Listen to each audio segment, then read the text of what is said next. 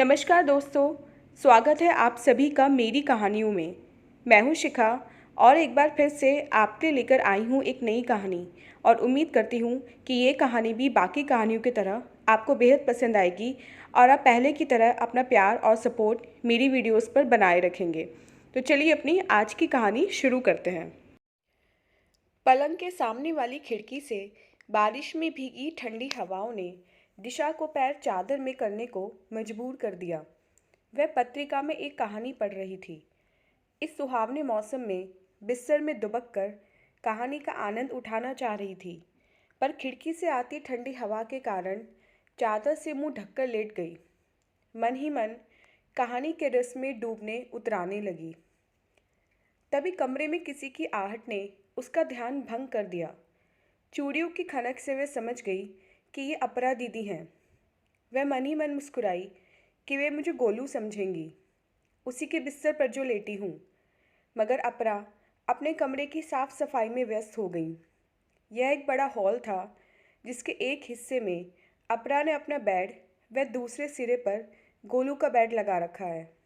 बीच में सोफे डालकर टीवी देखने की व्यवस्था कर रखी है। लाओ, ये कपड़ा मुझे दो, मैं तुमसे बेहतर ड्रेसिंग टेबल चमका दूंगा। तुम इस गुलाब को अपने बालों में सजा कर दिखाओ। यह तो रोहित की आवाज़ है, दिशा बुदबुदाई।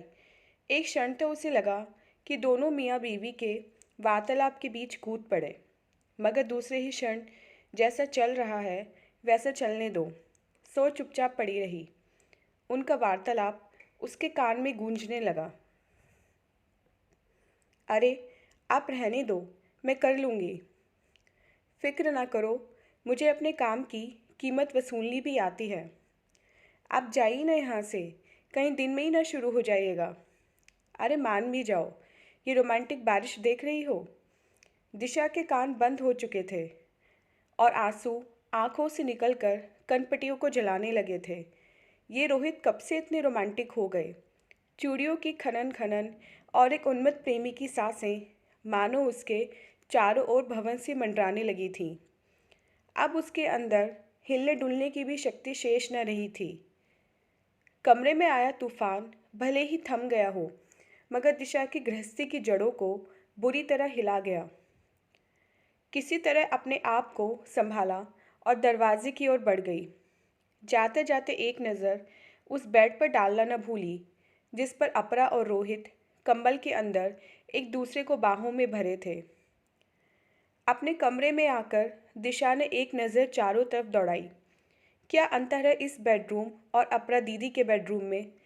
जो रोहित इस कमरे में तो शांत और गंभीर बने रहते हैं, वे उस कमरे में इतने रोमांटिक हो जाते हैं। आज भले ही उसके वैवाहिक जीवन के 15 वर्ष गुजर गए हों, मगर उसने रोहित का यह रूप कभी नहीं देखा। आईने के सम्मुख दिशा एक बार फिर से अपने चेहरे को जांचने को विवश हो गई थी।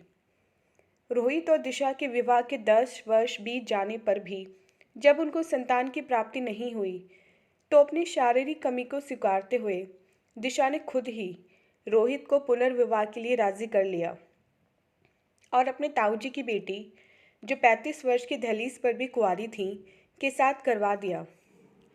अपरा भले ही दिशा से 6-7 वर्ष बड़ी थी, मगर विवाह के विषय में पीछे रह गई थी। शुरू शुरू में रिश्तों में अपरा मीन मेख ही निकालती रही। 30 पार करते करते रिश्ते आने बंद हो गए। फिर दहेजू रिश्ते आने लगे, जिनके लिए वे साफ मना कर देती। मगर दिशा का लाया प्रस्ताव उसने काफ़ी ना नुकुर के बाद स्वीकार कर लिया। तीनों जानते थे कि यह दूसरा विवाह गैर कानूनी है। ज़्यादातर मामलों में हर जगह पत्नी का नाम दिशा ही लिखा जाता, चाहे मौजूद अपरा हो। कुछ जुगाड़ करके अपरा ने 2-2 आधार कार्ड और पैन कार्ड बनवा लिए थे। एक में उसका फ़ोटो पर नाम दिशा था और दूसरे में फ़ोटो व नाम भी उसी के। तीनों जानते थे कि कभी कुछ गड़बड़ हो सकती है, पर उन्हें आज की पड़ी है। फिर साल भर में गोलू भी गोद में आ गया, तो सभी कहने लगे कि देखा, अपरा का गठजोड़ तो यहाँ का था, तो पहले कैसे विवाह हो जाता। दिशा तो पहले ही इस स्थिति को कुदरत का लेखा मानकर स्वीकार कर चुकी थी। अब तो गोलू भी 4 वर्ष का हो गया है, तो फिर आज ही उसे क्यों लग रहा है कि वही गलत थी। उसने अपने पैरों पर खुद कुल्हाड़ी मार ली है।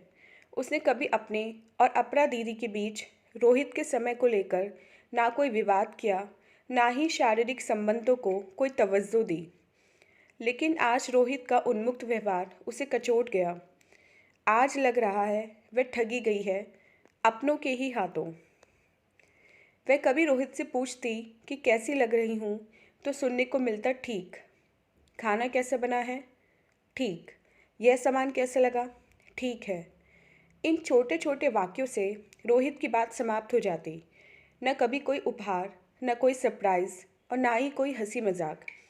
वह तो रोहित के इसी धीर गंभीर रूप से परिचित थे। फिर आज का उन्मुक्त प्रेमी, यह नया मुखौटा, ये सब क्या है? वह रात दिन अपरा दीदी कहते नहीं थकती। पूरे घर की जिम्मेदारी अपरा को सौंप गोलू की माँ बनकर ही खुश थी। अगर कोई नया घर में आता तो उसे ही दूसरे विवाह का समझता।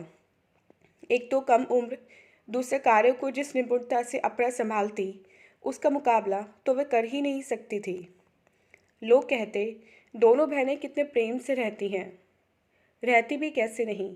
दिशा ने अपने सारे अधिकार जो खुशी खुशी अपरा को सौंप दिए थे, घर की चाबियों से लेकर रोहित तक। पर आज उसे इतना कष्ट क्यों हो रहा है? बार बार एक ही ख्याल आ रहा है कि वह एक बच्चा गोद भी ले सकती थी। माँ ने कितना समझाया था कि एक दिन तू ज़रूर पछताएगी दिशा। पुनर्विवाह का चक्कर छोड़कर एक बच्चा गोद ले ले अनाथ आश्रम से। उसे घर मिल जाएगा और तुझे संतान। जब रोहित को कोई एतराज़ ही नहीं है तो फिर तू ये ज़िद क्यों कर रही है? सौत तो मिट्टी की भी बुरी लगती है। इस पर दिशा कहती कि नहीं माँ, रोहित मेरी हर बात मानते हैं। कमी मुझ में है तो मैं रोहित को उसकी संतान से वंचित क्यों रखूं? आज लगता है कि क्या फ़र्क पड़ जाता यदि गोलू की जगह गोद लिया बच्चा होता तो। घर में सिर्फ 3 प्राणी ही होते और रोहित उसके पहलू में सोया करते। आज उसे अपराध से ज़्यादा रोहित अपराधी लग रहे थे। वे हमेशा उसकी उपेक्षा करते रहे। लोग ठीक ही कहते हैं कि पहली सेवा करने के लिए और दूसरी मेवा खाने के लिए होती है। वह हमेशा 2 मीठे बोल सुनने को तरसती रही। फिर इसे रोहित की आदत मानकर चुप्पी साध ली। पर आज ये क्या था? ये उच्च श्रृंखल व्यवहार, ये मीठे मीठे बोल, वह गुलाब का फूल। अपरा दीदी मुझे जो इतना मान देती हैं वह सब नाटक है। मेरे सामने दोनों आपस में ज़्यादा बात भी नहीं करते और अपने कमरे में बिछुड़े प्रेमी प्रेमिका या फिर कोई नया नवेला जोड़ा। दिशा की आंखें रोते रोते सूजने लगी थी। अपरा दीदी कहते कहते उसकी ज़बान ना थकती थी। वही अपरा आज उसकी अपराधी बन सामने है। उससे उम्र में, तजर्मे में हर लिहाज से बड़ी थी। उसे समझा सकती थी कि दूसरे विवाह का चक्कर छोड़कर एक बच्चा गोद ले ले। मेरा विवाह तो 19 वर्ष की कच्ची उम्र में ही हो गया था। रोहित 10 साल बड़े थे, एक परिपक्व पुरुष। उनका मेरा क्या जोड़? ना तो एक जैसे विचार, ना ही आचार। सास भी विवाह के साल भर में साथ छोड़ गई। अपनी कच्ची गृहस्थी में जैसा उचित लगा वैसा करती गई। शायद ज़्यादा भावुकता भी उचित नहीं होती। अपनी बेरंग जिंदगी के लिए किसे दोषी ठहराए? कौन है उसका अपराधी? रोहित, अपरा या वे खुद? तो दोस्तों, ये थी हमारी आज की कहानी। उम्मीद करती हुई कहानी आपको पसंद आई होगी। मिलते हैं अपनी नेक्स्ट वीडियो में इससे नेक्स्ट कहानी के साथ। तब तक के लिए आज्ञा दीजिए। धन्यवाद।